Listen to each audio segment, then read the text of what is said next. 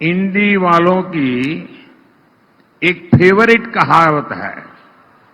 मैं बताऊं आपको, लेकिन मुझे डर लगता है कि मैं ये कहावत बताऊंगा तो कुछ एक लोग फेक वीडियो बनाने वाली फैक्ट्री है ना, वो क्या करेंगे, उसमें से आधा निकल करके चलाएंगे और मोदी सफाई देते देते थक जाएगा। फिर भी मैं कहावत बताऊं। अच्छा, मैं कहावत आधी बताता हूं, आधी आपको पूरी करनी होगी। करेंगे? कि इंडी वालों के लिए कहावत फिट बैठती है, अपना काम बनता, अपना काम बनता, भाड़ में जाए, भाड़ में जाए। ये कौन कहता है? ये आदत किसकी है? अब जिनके लिए आपको इतनी कहावत मालूम है, तो फिर आप इनके लिए क्या सोचेंगे भाई? भाई और बहनों, आज भारत इतिहास के एक अहम मोड़ पर खड़ा है।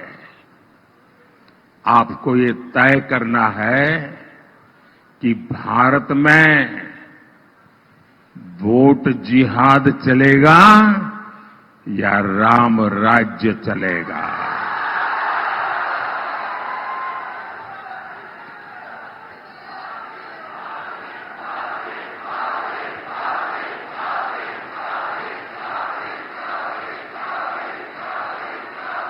देखिए, वो प्यारी प्यारी गुड़िया वहां से हाथ ऊपर कर रही है। शाबाश। इतनी छोटी गुड़िया सभा में आ गई है।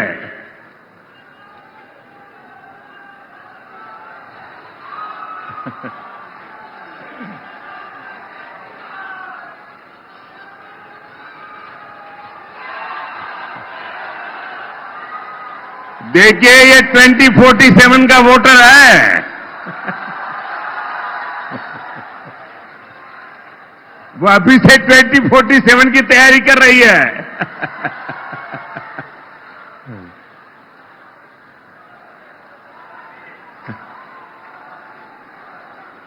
साथियों,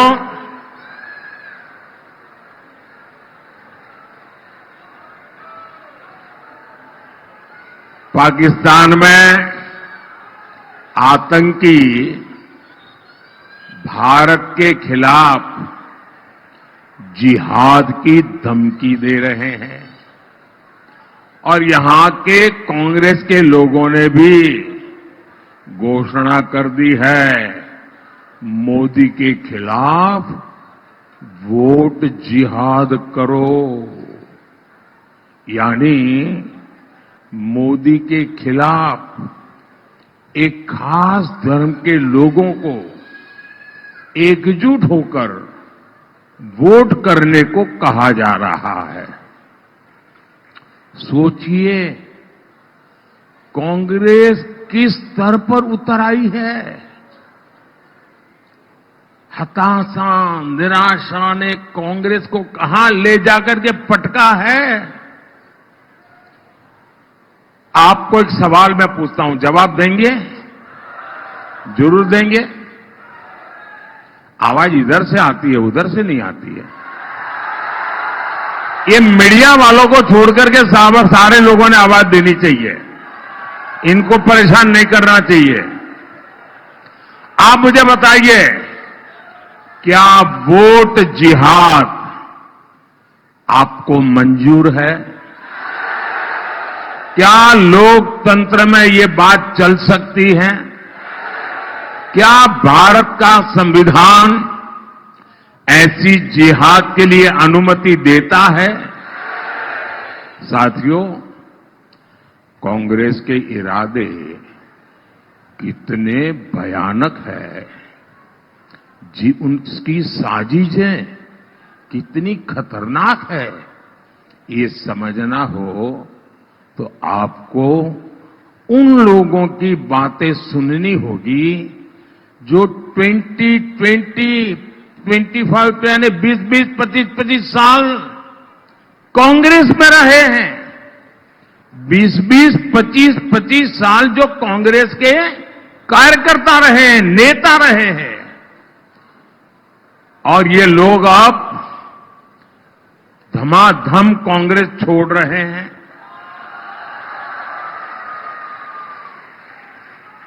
ये कुछ अजीब सी बात है ये। और वो बाहर आकर के खुली हवा में सांस लेते ही कहते हैं बस अब और नहीं, इनफ इज इनफ। अब इनकी बातें सुनिए। एक महिला ने कहा कि मैं राम मंदिर गई तो उसको इतना टॉर्चर किया, इतना टॉर्चर किया कि उन्हें कांग्रेस ही छोड़नी पड़ गई।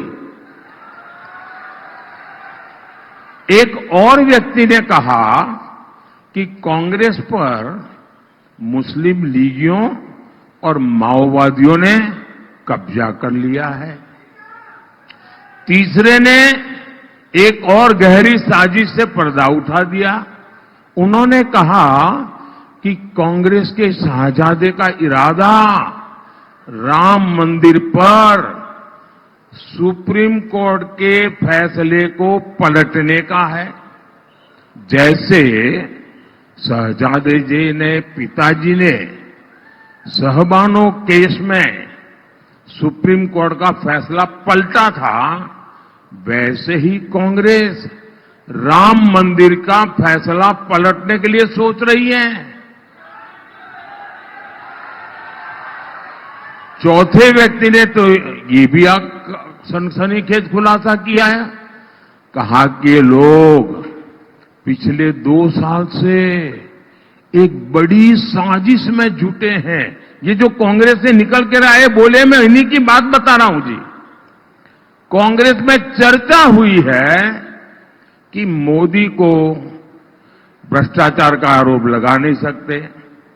कितना ही चौकीदार चोर बोलो, कोई मानने को तैयार नहीं है। मोदी को देश की सुरक्षा के मुद्दे पर, आतंकवाद के मुद्दे पर कोई आरोप नहीं लगा सकता है।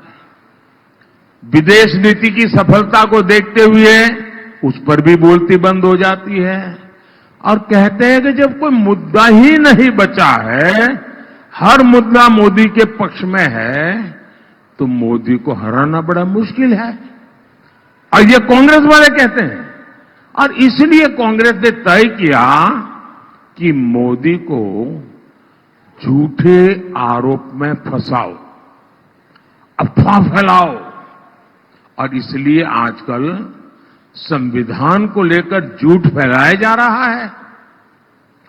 इसलिए लोग देश में आग लगाने की बातें कर रहे हैं। भाइयों और बहनों, कांग्रेस को, इंडी गठबंधन को न हमारी आस्था की परवाह है और न ही देश हित की परवाह है। राष्ट्र विरोधी बातें करने में तो कांग्रेस के लोगों में होड़ लगी है, होड़। वोट के हर चरण के बाद कांग्रेस का पाकिस्तान प्यार चरम पर पहुंच रहा है। इन लोगों के बयान हैरान करने वाले हैं। कांग्रेस के एक पूर्व सीएम ने कहा कि हमारी सेना आतंकी हमले करती है, पाकिस्तान तो निर्दोष है। क्या ये देश का नागरिक ऐसी बातें सुन सकता है क्या? हमारी सेना का ये अपमान है कि नहीं भाई? कांग्रेस के एक और बड़े नेता ने, उनकी बेशर्मी देखिए। उन्होंने कहा कि मुंबई आतंकी हमले में भी पाकिस्तान का हाथ नहीं था। क्या आप इस बात को मानते हैं क्या? कोई मानेगा क्या? अरे दुनिया के किसी देश का व्यक्ति मानेगा क्या? कांग्रेस के साथी दल के एक और नेता भारत को धमकी देते हैं, कहते हैं कि पाकिस्तान ने चूड़ियां नहीं पहनी हुई है। बताओ, मैं तो कांग्रेस के शाहजादे से पूछूंगा, जरा ये बताओ भैया, आपके साथी ये सब बोल रहे हैं, इनकी मंशा क्या है? ये आखिरकार अचानक एक साथ चारों तरफ से सीनियर लोगों की आवाज क्यों आने लगी है? पाकिस्तान से इतनी मोहब्बत और हमारी सेना से इतनी नफरत, और इसलिए ही तो लोग कहते हैं कांग्रेस का हाथ, कांग्रेस का हाथ, कांग्रेस का हाथ। अब मैं तो नहीं बोल रहा हूं, आप बोल रहे हैं। भाई मीडिया वाले देखना, मैं नहीं बोला हूं। मेरे गले मत बढ़ दे रहा। इनको लगता है कि पाकिस्तान प्रेम दिखाकर ये अपनी वोट बैंक की राजनीति मजबूत कर लेंगे, लेकिन मैं जानता हूं इनकी जमानत तक बचनी मुश्किल है। भाई और बहनों, कांग्रेस की नजर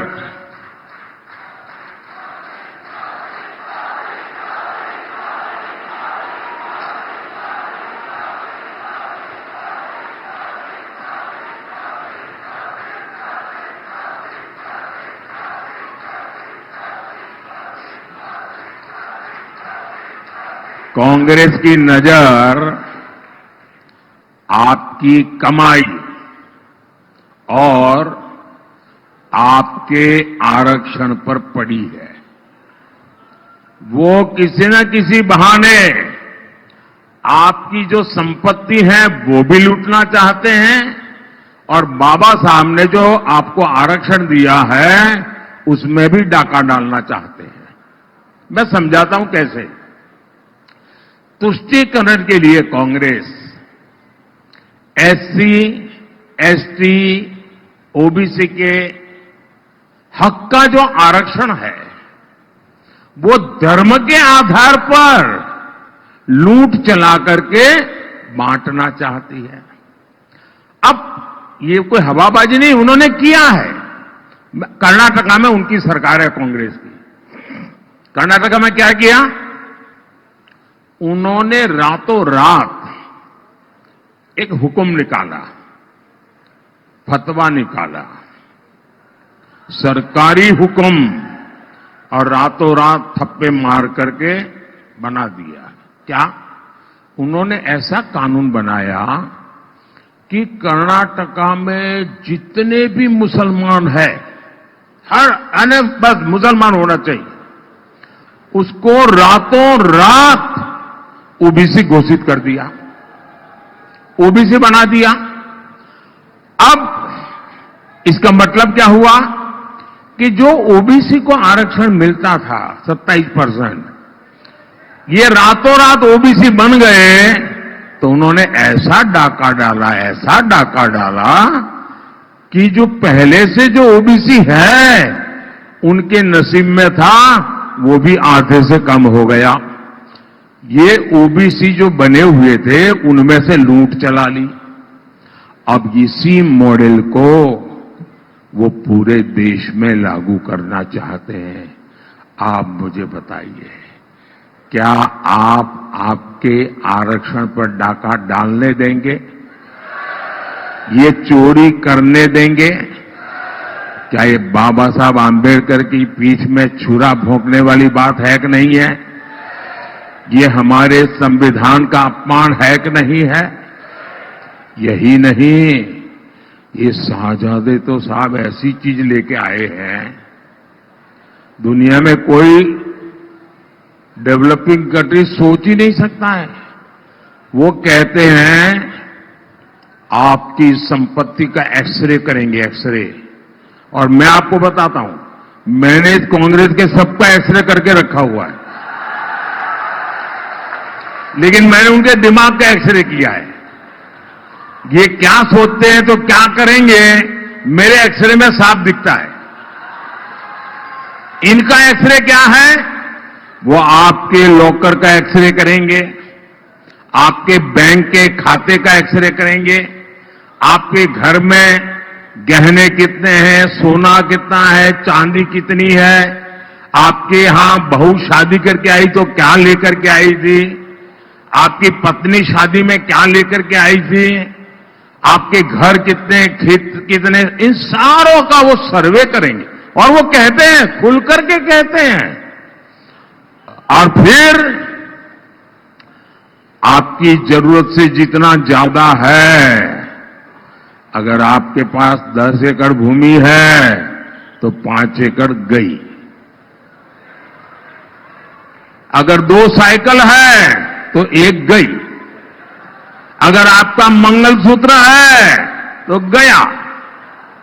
ये खेल खेलने वाले हैं। और क्यों? तो ये जो संपत्ति आपसे ले लेंगे, वो अपनी वोट बैंक को बांटना चाहते हैं। भाइयों बहनों, आप, हमारे देश में हर मां बाप बच्चों के लिए कुछ न कुछ बचाता है। उसके मन में रहता है कि जाने के बाद बच्चों के लिए कुछ छोड़ करके जाऊं दुनिया से। अब ये कहते हैं कि आपके मां बाप ने जो बचाया है, वो सारा का सारा उनके बेटे बेटियों को नहीं मिलेगा। उस पर आधे से ज्यादा टैक्स लगेगा और आधे से ज्यादा सरकार छून लगी। मुझे बताइए, क्या भारत जैसे देश में आप अपनी संपत्ति लूटने देंगे क्या? क्या आप अपनी संपत्ति बचाना चाहते हैं? आप अपनी संपत्ति अपने वारिस को देना चाहते हैं? तो आपको कौन बचाएगा? कौन बचाएगा? कौन बचाएगा आपको? कौन बचाएगा आपको? कौन बचाएगा आपको? मोदी नहीं, आपका एक वोट बचाएगा। आपका एक वोट बचाएगा। आप मोदी को वोट देकर के मजबूत बनाइए, मोदी आपके लिए लड़ता रहेगा। साथियों, मोदी ने इसका भंडाफोड़ कर दिया, इनका नकाब उतार दिया, उनका हिडन एजेंडा देशवासियों के मैं सामने खोल करके रख दिया। तो अब वो हड़बड़ी में है, गालियां दे रहे हैं, गालियां दे रहे हैं, नई नई गालियां दे रहे हैं। पूरी डिक्शनरी खाली कर दी गालियां देते देते। साथियों, हमारा आदिवासी समाज, हमारी संस्कृति, हमारी आजादी का सबसे बड़ा रक्षक रहा है। आदिवासी समाज ने ही राजकुमार, अयोध्या से एक राजकुमार निकले थे। 14 साल के बाद अयोध्या से निकला हुआ राजकुमार जब वापिस गया तो पूर्ण पुरुषोत्तम राम बन गया। एक राजकुमार को राम किसने बनाया? एक राजकुमार को राम बनाया मेरे आदिवासी भाई बहनों ने। आप पूरे रामायण पढ़िए, उनके साथ केवट, निषाद, यही लोग थे 14 साल। एक राजकुमार को ये आदिवासी प्रभु राम बना सकते हैं भाइयों बहनों, और इसलिए मैं आदिवासियों की पूजा करता हूं।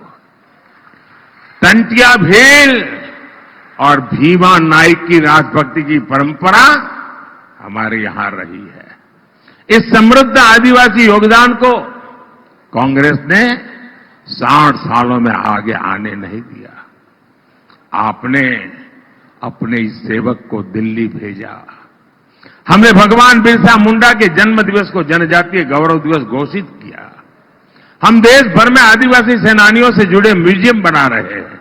निमाड़ में क्रांति सूर्य टंटिया भील विश्वविद्यालय बनाया जा रहा है। ऐसे ही यहां अनेक संस्थानों के नाम राजा शंकर शाह के नाम पर है, रानी कमलापति के नाम पर है, जननायक टंट्या भील के नाम पर है, भगवान बिरसा मुंडा के नाम पर है और राजा हृदय शाह के नाम पर रखे गए हैं। साथियों, भाजपा हर घर और हर खेत तक पानी पहुंचाने के लिए प्रतिबद्ध है। खरगोन में जिरन्या उद्वहन सिंचाई योजना पर काम चल रहा है। बिस्टान उद्वहन योजना सिंचाई योजना का लोकार्पण हो चुका है। यहां मेडिकल कॉलेज का निर्माण हो रहा है। मैं जानता हूं आदिवासी बेटे बेटी का सामर्थ्य जितना ज्यादा होता है, इसलिए भाजपा आदिवासी क्षेत्र में एकलव्य विद्यालय बनाने पर बहुत बल दे रही है। भाइयों और बहनों, याद रखिएगा 13 मई को खरगोन से मेरे साथी गजेंद्र सिंह पटेल और खंडवा से ज्ञानेश्वर पाटिल जी को हर बूथ पर विजयी बनाना है। बनाएंगे, ज्यादा से ज्यादा मतदान कराएंगे। मतदान करने के लिए एक उत्सव की तरह थाली बजाते बजाते मतदान मथक जाएंगे। अच्छा, मेरा एक काम करेंगे? कमाल हो यार, इन लोगों के लिए कहता हूं तो बड़े उत्साह से बोल रहे हो, मेरे लिए कहता हूं तो बोलते ही नहीं। अब तो जरा सबके सब हाथ ऊपर करके बताइए, मेरा एक काम करेंगे? पक्का करेंगे? अच्छा देखिए, घर घर जाइए, ज्यादा से ज्यादा घरों में जाइए, ज्यादा से ज्यादा लोगों को मिलिए और कहिएगा कि मोदी जी आए थे, मोदी जी ने आपको जय श्री राम कहा है। मेरा जय श्री राम पहुंचा देंगे, हर परिवार में मेरा जय श्री राम पहुंचाएंगे, बिना भूले पहुंचाएंगे। बोलिए भारत माता की।